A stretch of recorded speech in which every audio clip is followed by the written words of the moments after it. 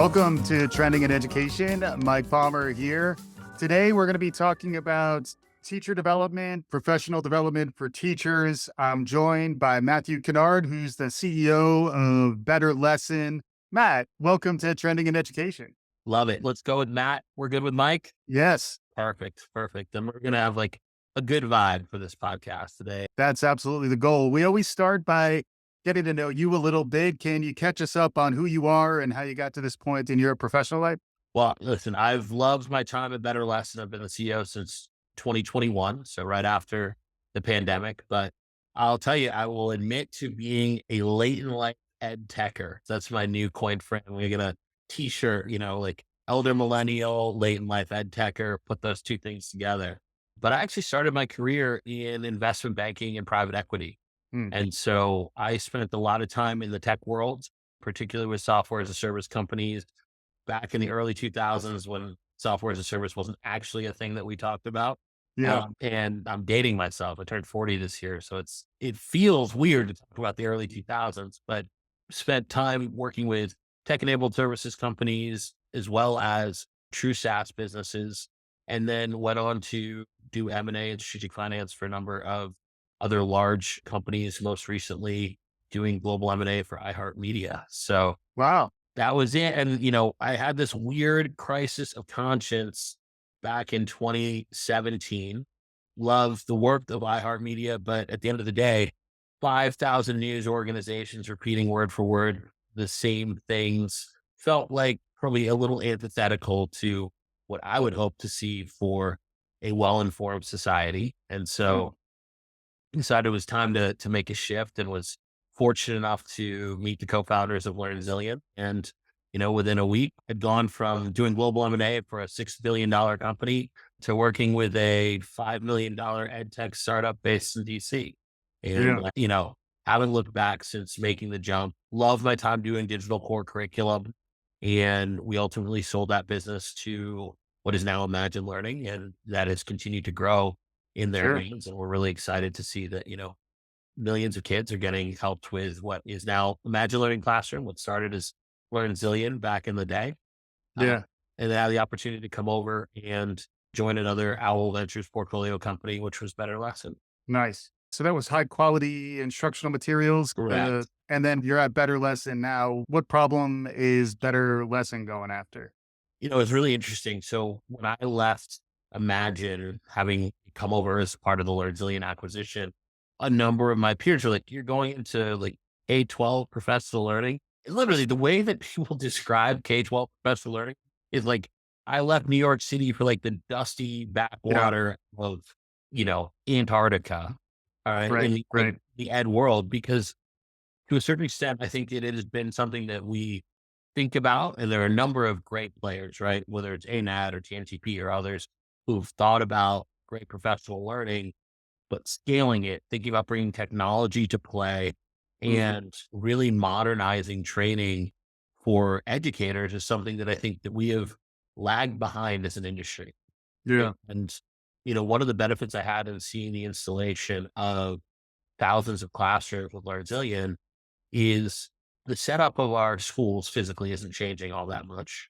And, unless there's going to be some massive shift in investment, probably won't change much for the next 50 years. Yeah. So if we're going to continue to have this kind of stage on a stage classroom environment, we all thought that going 1-to-1 would be enough, right? And we all thought that going and having fully digitized curriculum would be enough.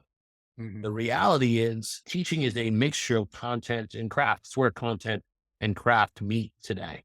Yeah. And having teachers who are being supported, educators really at all levels, from your, administration to your classroom teacher, being supported with job embedded, just in time professional support that treats them like the professional that they are is so incredibly important. And by the way, Mike, and I think this is the thing that blows my mind as someone who grew up in the world of finance. We do this everywhere else. We job embed training. We think about a long-term arc of support to turn people into the professionals we want them to be. Yeah. Learning in the flow of work is a nice buzzword that's out there. 100%. And I think about, I left college as a history and poli-sci major who had done 2 years of interning at an investment bank.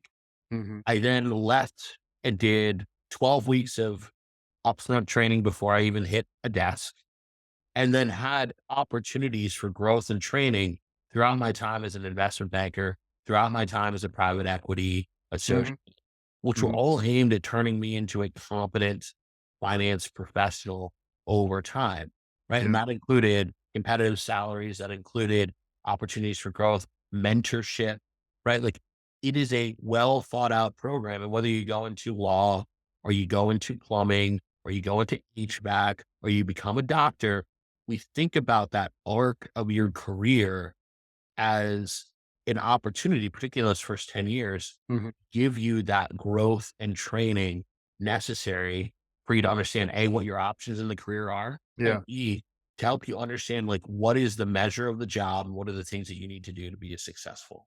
So for Right. me, looking at bachelor learning, I was like, this is such a untapped opportunity for us to upskill and upscale the way that we support educators. Yeah. And then there's a lot of talk now about the educators themselves, how, boomers are retiring. I've heard it called the silver tsunami, where there are fewer folks who have been in the career for a long time who are starting to exit. And then the front of the pipeline is a little bit problematic now, too, even though many folks feel the calling to the craft and the art of teaching. It's a little bit fraud. Folks don't necessarily stick with it. Can you shape up some of the challenges that we're facing now around, professionalizing and maintaining and developing our teacher workforce? Yeah, I mean, I think you've highlighted two really important factors, right? We have so many experienced professionals, and it's not just at the classroom educator level, right? You have administrators and instructional coaches, principals, district administrators who are stepping away. And, after a 30, 40-year career, well deserved. Hmm. And that's leaving gapping. We have so many new principals and leaders. Yeah. And let's be clear, developing, it takes someone about 5 years to really master being a principal, Hmm. right? And we think about it in other careers, right? Like how long does it take someone to become a commercial pilot? It's years. Hmm. And so when we think about that skills mastery, that matters a lot. And we're recruiting from our internal resources. So how are we preparing people to get there? Same thing with paraprofessionals, right? We think about the end of COVID and the need to bring folks in. You go into certain states and they'll talk about Waffle House teachers. Literally, they're at Waffle House the day before, and you Yeah. met them and they're now teaching the next day in a classroom. Yeah. So if we want to have a system that I think is durable through the challenges and needs of retirement and attrition, we're going to have to build better and more sustainable paths for people to feel like they can be successful in the classroom. And I think that, that point for me is success in the classroom is so critical because I think that we talk a lot about teacher pay. And let me be the first one to say it. I think we need to pay educators more, right? We were asking them to take on the, development of the most precious thing that we have, which are children, right? Hmm. And like, think about it in any context you want. They're your kids, so you care. We live in a representative democracy. So if you'd like to see that continue for, I don't know, the next 250 years, you might want to think about investing in the educational system that helps create independent, capable of support, capable of critical thinking adults that Hmm. allows folks to continue, this great democratic experiment. So like at any level you think, national, personal, whatever, community based, it's really important that we think about that development in the long run. And we are supporting those educators who are in those classrooms, not only with great pay, but with the tools they need to feel like they can successfully contribute to helping kids reach their potential. And Hmm. if we think about people leaving the classroom, it's almost 2 to 1 support over pay. And that's actually the most logical answer, right? No Right. one went into teaching and said, oh, I'm going to be a millionaire in a year for being a teacher. They came with a drive and a desire to have a real impact on kids. If we don't give them the tools to make that impact a reality, you're going to leave because that's the most logical thing to do. If I can't be successful, I won't stay. Yeah. And I like that you were also pointing out that it's not just teacher development. Your example in financial services is a great one where, you come in maybe as an entry level analyst, but then there's plenty of pathways for growth. And frequently for teachers, we're not necessarily understanding that full arc of development where if they were to grow into an administrative role, a principal, superintendent, or, moving up the chain, how do we think about professional development in that broader context? Can you expand on that? Yeah, I think that one of the pieces that's really important for us to think through is when let's say I'm a new educator who's coming in, and maybe I'm a general classroom teacher in K-5, but maybe my heart is in becoming a high school biology teacher, but this is where the seat sat. When we think about things like teacher shortage, right? Teacher shortage is not just a universal shortage.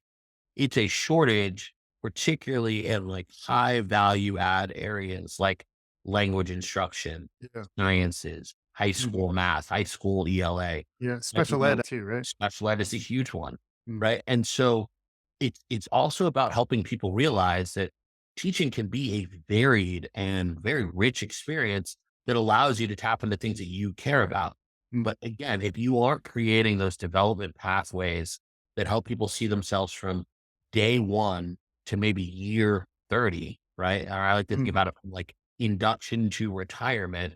Have you created a pathway that someone can say, this fits my interest, it fits my skill set, and it, fits my eye for where I want to be. And the Mm. more that we're able to do that, actually, I think we have a unique opportunity as we are going through like loads of paras and others who come into the profession. People have very interest. They want to do different things. If you want to get them to be fully certified teachers, you want to see them become educators who stay for the long run, you got to give them pathways to explore careers that are meaningful to them. And Mhm. that's more than, oh, you will just be a teacher or an administrator, right? We have to be specific and we have to give them job embedded training that allows them to fully explore those pathways.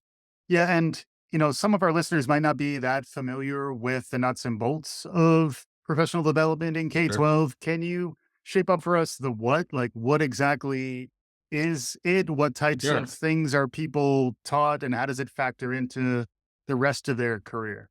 If you'll indulge me, I'll say what it is today and probably what it should be tomorrow. I Sure. think today we often think about PD as like a PD day. So if you are a classroom educator, often what you are given, and sometimes from a certification perspective, you have to do it. You'll Hmm. have basically think of it as a time and service thing. I have to go attend a day, and let's say that my school district is bringing in a new curriculum. Well, for 3 days, usually at the beginning of the year, often in either an auditorium or a large stadium or wherever you can do a mass of people, we'll be walked through what this new curriculum is, what it looks like, and what's supposed to happen in the classroom tomorrow. It's often kind of one and done. There is no continuing piece to it. It's left to the school and the administrators to figure out how you support people through that long-term change. Hmm. Or it may be we want to build awareness around a topic. So let's say we're thinking about trauma-informed instruction, right? How do you help kids who are clearly facing trauma feel like they've got psychological safety in the classroom? They can be themselves. Great, happy to do that, but that often is a guest speaker. And that guest speaker will do half a day and maybe do half a day in small groups. Hmm. That's it. Like that's what we're looking at as PD today.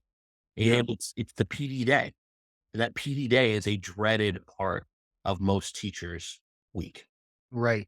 It's got the eye roll kind of embedded into it. And it's like you're checking a box, but maybe it lacks the integration and the through line into what you're actually going to be doing in your classroom. You mentioned also perhaps an alternative to the broke model. What exactly is that? So I think a better lesson, and I think, strong PD providers have really gotten here. And I think most importantly, district administrators are getting here is recognition that PD does not happen in a day and people internalize everything and move on. The way that people learn, and while there are certain triggering points that are different for adults and children, like doesn't actually change so significantly, right? Mhm. People learn in a couple of modalities. They learn one to many. That's great for introducing a concept. If you think about the math class you sat in, we're going to learn about multiplication. What is multiplication, right? And that's great, but that is not going to teach you everything. And in fact, those one to many experiences, you absorb what 30 to 40% of what you're hearing at any given moment, right? Right. You have to factor that, you have to supplement that introduction with good one-to-one support and then opportunities for asynchronous experimentation and growth. Mhm. If this is starting to sound a lot like what a school curriculum is, where you Right. learn in a classroom, you do homework, and then you have formative assessments, right? And summative assessments, to test for mastery. That's because we all learn in very similar ways. And so if we think about professional learning, it should consist of those same parts. So at Better Lesson, we think a lot about what is that introductory experience, whether it's a virtual or an in-person workshop where you're aligning all of the folks who are going to get professional learning, plus whether it's an external vendor or an internal team saying, this is what we're going to learn. This is why it's important. But then you architect job embedded year-long or multi-year arcs of learning that then will include things like coaching. So we'll do virtual and in-person coaching or non-evaluative observation, similar to like graded homework, to be able to go in and say, okay, hey, it looks like we're really building mastery in these areas, but here are other areas that we need to spend time focused on to hopefully move us forward and direct the next set of PD dollars that we're going to invest in. Right. Mhm. When you can do all of that and then couple it with asynchronous tools that allow folks to explore and build all of that around a try, measure, learn, i.e., we're going to try something, we're going to measure its impact, we're going to learn that impact, and then that seeds what we do next. You're building a system of continuous improvement. And I will say this, count me in the camp that will say continuous improvement trumps perfectionism every single time. One is attainable and one is not.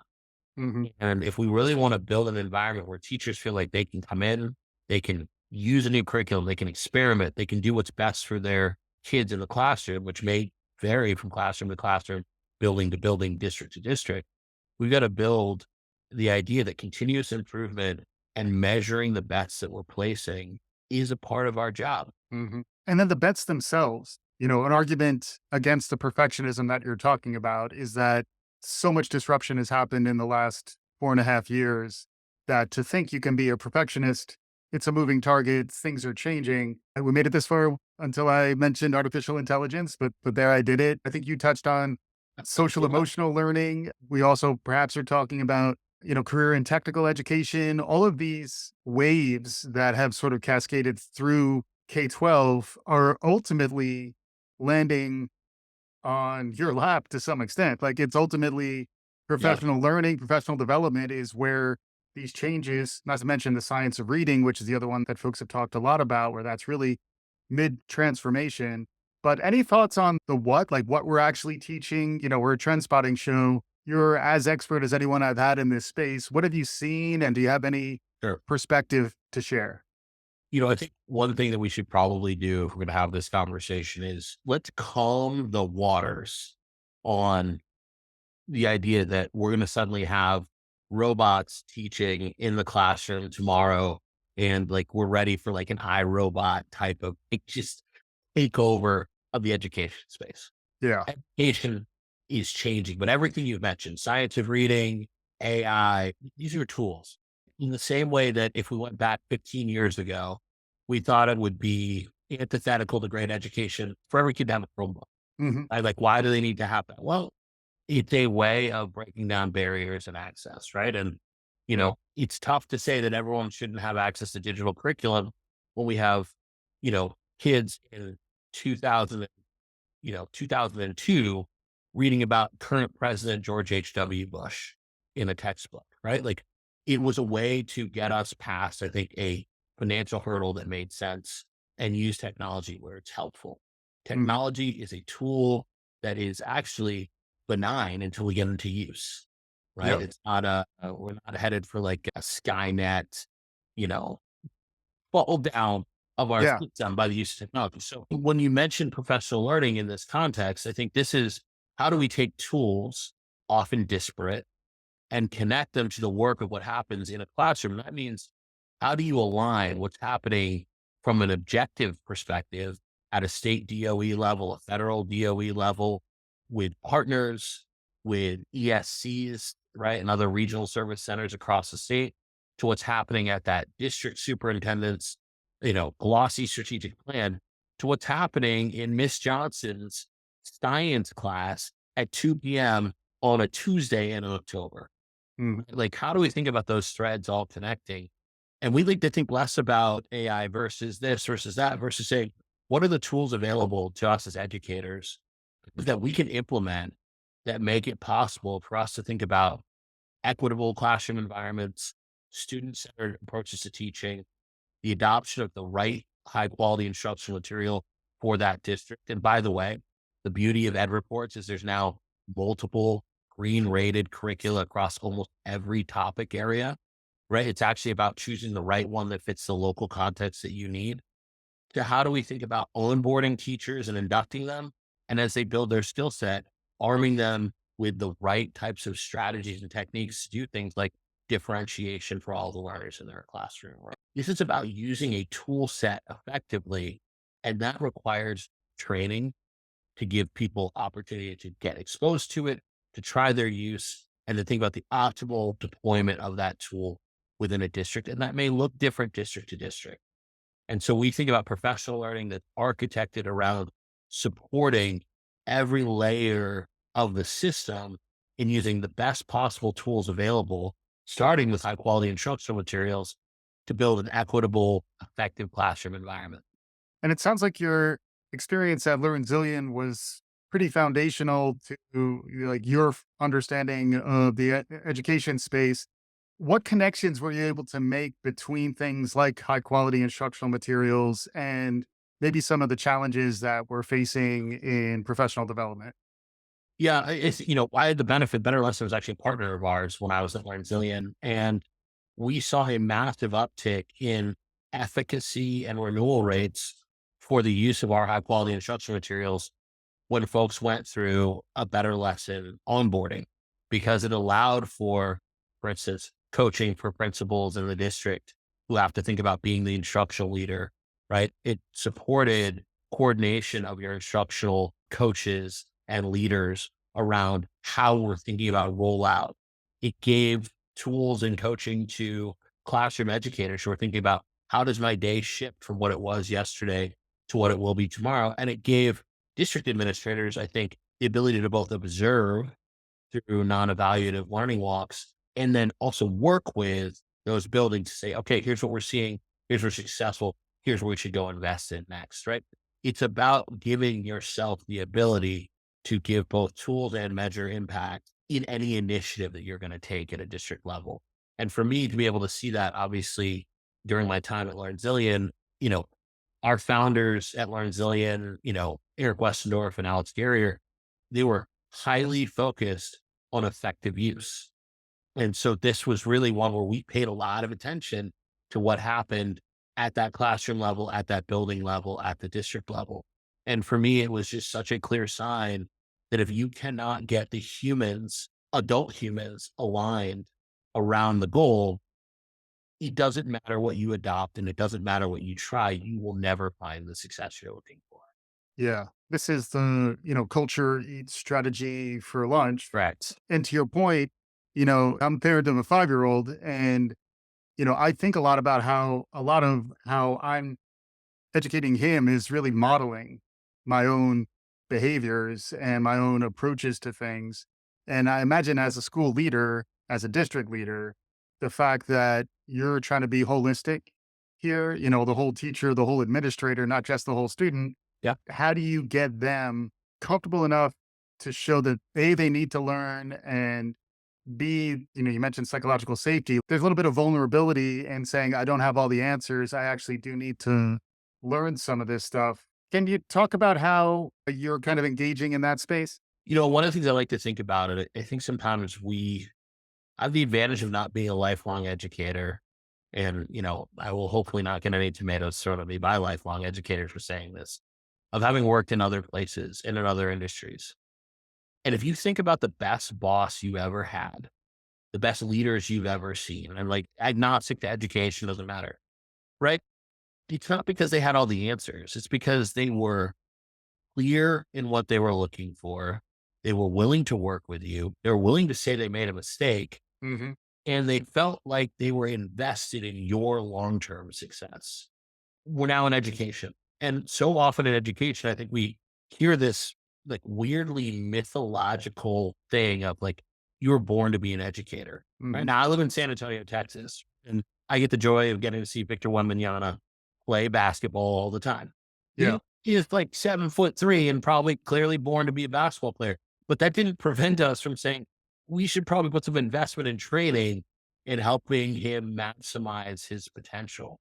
Yeah. Be professional learning is about helping people maximize their potential. And if we stop thinking about educators as these mythological creatures, but instead thinking of them as dedicated professionals who want the tools to be successful and have leadership that they can respect, that brings empathy to the table, that is helping them continuously improve, right? Like once you shed that mythology, you realize that professional learning is incredibly important, like it is in any other industry, because it helps develop leaders who are capable of empathy. It helps develop educators who feel like they can be successful. And it helps build a system that is focused on the best outcomes for students by continuously improving our practice. And Mhm. ultimately, that's the measure, right? Like at BetterLesson, we care a lot about our teachers happy, right? Our NPS scores are routinely, you know, 30s for our in-person events, 70s for our coaching and learning walks. By the way, for the most part, PL is a negative NPS experience. We see Right. high confidence ratings. We see folks who are ready, willing, and able to try, measure, and learn. And we think that's an important piece. But what also matters, and what we've been doing a lot in the last year, is then measuring that against the outcomes for students, right? A lot of A/B testing. And we're seeing outside impact from the PL. If we're not focused on that as the ultimate measure, right? Did we help kids have a better, smoother pathway to achievement, right? Then we're missing the boat on all of this. Hmm. So for me, this becomes like a let's strip away that it's education versus finance versus this. When you have dedicated professionals who want to do their best, when you have dedicated leaders who want to do their best, what are the moves that we make to enable them to get there? And it's always a form of professional learning. It's interesting when you put it that way. It does make me think about the emotional turmoil that a lot of our teachers, they were frontline instructors, frontline Yeah. personnel, frontline employees in the midst of a really difficult period. And now many of them have not had a chance to really catch their breath, and they're right back in it day to day. There's risk of burnout, there's risk of disengagement. And I like the way you're connecting the dots between great professional learning as an engagement driver, which is something where generally I would say industry outside of K 12 education is a little bit further ahead in their thinking. We're getting a little closer to time, Matt. I'm curious if there's anything about professional learning and K 12 education that we haven't got to that you want to make sure our Yeah. listeners hear about. Listen, I think the point you just made, right? Folks were frontline, especially during COVID, right? Like we put a tremendous amount on our classroom educators, on our principals, our APs, our instructional coaches, our administrators to say, fix it, figure it out. And think about the things we have to go overnight to remote schooling. We talked about how we had to now engage parents, and parents are a huge part of this. And professional learning doesn't just exist around the school system. It's also supporting parents and understanding the educational system that they're in and helping them tie to those strategies and be effective advocates, not only for their kids, but also for their system as voters, as folks who talk to politicians and support. I think at the end of the day, if we want those folks to continue to do the work that we're asking them to do, we have to give them the job embedded support and the pay that's required to do the thing that we're asking, right? Like we live in a free market economy, we value things and we're undervaluing, both from an investment and pay perspective, the trick that we are asking educators to perform. Mhm. And so if there's one thing I would say, it's, when you are as a parent or as an administrator or a PTA member seeing or a school board member investments being advocated for from a professional learning perspective, remember that is the thing that truly enables the strategy you're asking for to come to life. Mhm. And that requires investment. that probably requires a rethink of whether or not ESSER should be ending or we should be thinking about doubling down on long-term investment, right? Because the Right. numbers would say we're not out of the woods. We're not even close to out of the woods. So I Right. think that as a system, we need to spend our time really being honest with ourselves. And if we want great outcomes for kids, we want kids to be able to go and pursue the American dream of the things that they want to be able to do to accomplish to the level of their ability and drive, not based on a whole bunch of other factors that have nothing to do with them. We're going to have to continue to invest in an education system that is ultimately our best driver of equity in a meritocratic place like the United Mm. States. Right. And Yeah. so I think if that matters to you, it requires investment. We think professional learning is one of the keys to get there. And let's be honest, the professionals who are in our education system deserve no less than that. Yeah. I was surprised you mentioned the politics. We're recording this right before the national elections that's on the horizon in early November. But I was surprised how education kind of took a back seat politically for a lot of reasons that we don't need to necessarily get into. But it does sound like from what you're describing, we almost need to reprioritize some of this stuff. And, I'm very much struck by in professional development, the thing that I've been talking about outside of that context is the need to learn, unlearn, and relearn. Technology's changing, the half lives of skills is getting shorter and shorter. Throughout our lives, we're going to need to continue to lean back in and learn stuff that we thought we figured out already. Does that resonate with you? And like, what It role do you does. think professional development can play in all this? It does, Mike. And I think that, education is one of those areas where we can put aside our blue state, red state, purple state fight. Listen, we live in a place where people vote, and you should vote based on the best outcomes for yourself, your family, your community, your country. In order to have a citizenry that's capable of doing that. And this isn't an advocacy for one side of an aisle or another, but it's an advocacy for people to have the critical thinking skills in order to make those discernments.